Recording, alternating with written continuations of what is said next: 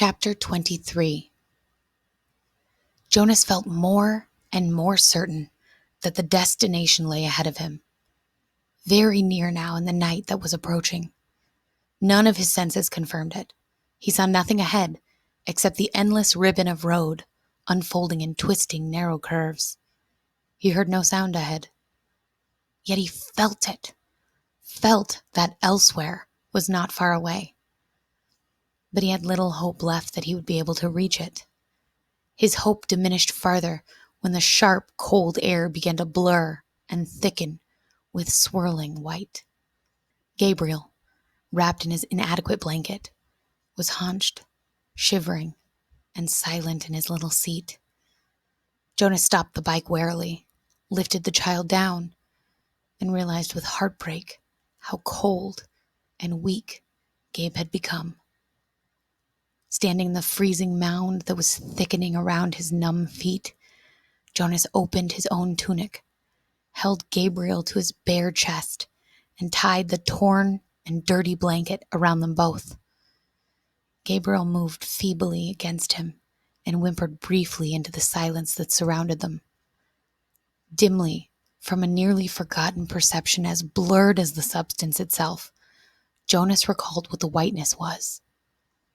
"It's called snow, Gabe," Jonas whispered. "Snowflakes. They fall down from the sky, and they're very beautiful." There was no response from the child, who had once been so curious and alert. Jonas looked down through the dusk at the little head against his chest. Gabriel's curly hair was matted and filthy, and there were tear stains outlined in dirt on his pale cheeks. His eyes were closed. As Jonas watched, a snowflake drifted down and was caught briefly for a moment's sparkle in the tiny, fluttering eyelashes. Warily, he remounted the bicycle. A steep hill loomed ahead. In the best of conditions, the hill would have been a difficult, demanding ride. But now, the rapidly deepening snow obscured the narrow road and made the ride impossible. His front wheel moved forward imperceptibly as he pushed on the pedals with his numb, exhausted legs. But the bicycle stopped. It would not move. He got off and let it drop sideways into the snow. For a moment, he thought how easy it would be to drop beside it himself, to let himself and Gabriel slide into the softness of snow, the darkness of night, the warm comfort of sleep. But he had come this far.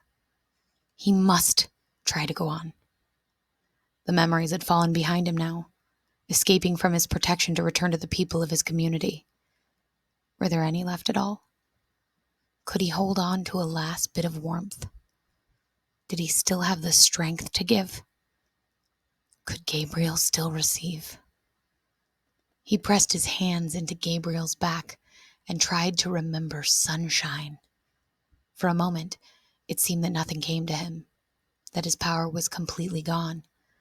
Then it flickered suddenly, and he felt tiny tongues of heat begin to creep across and into his frozen feet and legs. He felt his face begin to glow, and the tense, cold skin of his arms and hands relax.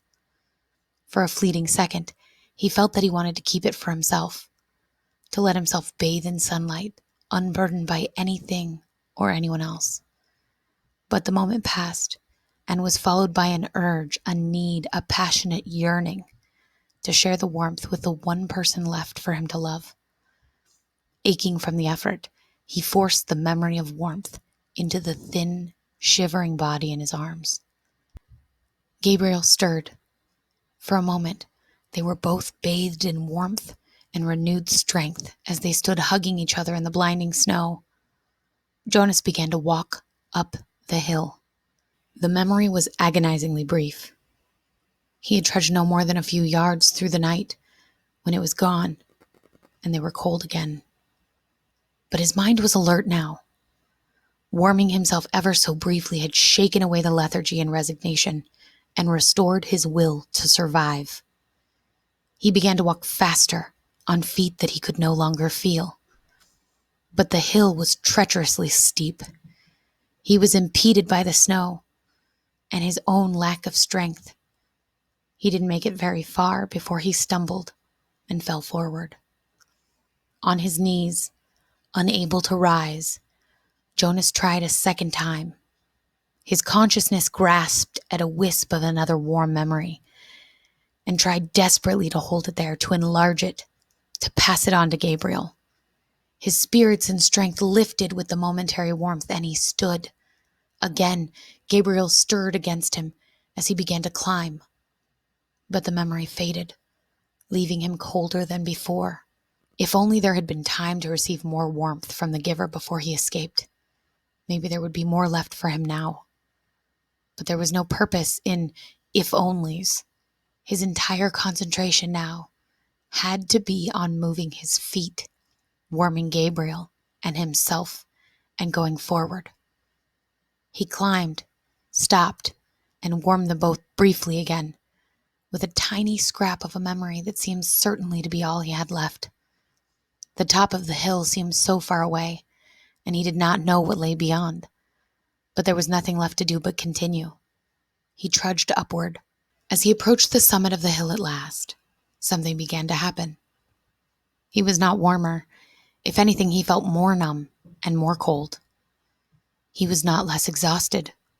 On the contrary, his steps were leaden, and he could barely move his freezing, tired legs. But he began, suddenly, to feel happy. He began to recall happy times. He remembered his parents and his sister. He remembered his friends, Asher and Fiona. He remembered the giver. Memories of joy flooded through him suddenly. He reached the place where the hill crested, and he could feel the ground under his snow-covered feet become level. It would not be uphill anymore. "We're almost there, Gabriel," he whispered, feeling quite certain without knowing why. "I remember this place, Gabe." And it was true, but it was not a grasping of a thin and burdensome recollection. This was different. This was something that he could keep. It was a memory of his own. He hugged Gabriel and rubbed him briskly, warming him to keep him alive. The wind was bitterly cold. The snow swirled, blurring his vision. But somewhere ahead, through the blinding storm, he knew there was warmth and light.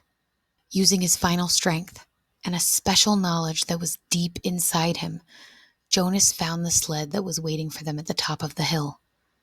Numbly, his hands fumbled for the rope. He settled himself on the sled and hugged Gabe close. The hill was steep, but the snow was powdery and soft, and he knew that this time there would be no ice, no fall, no pain.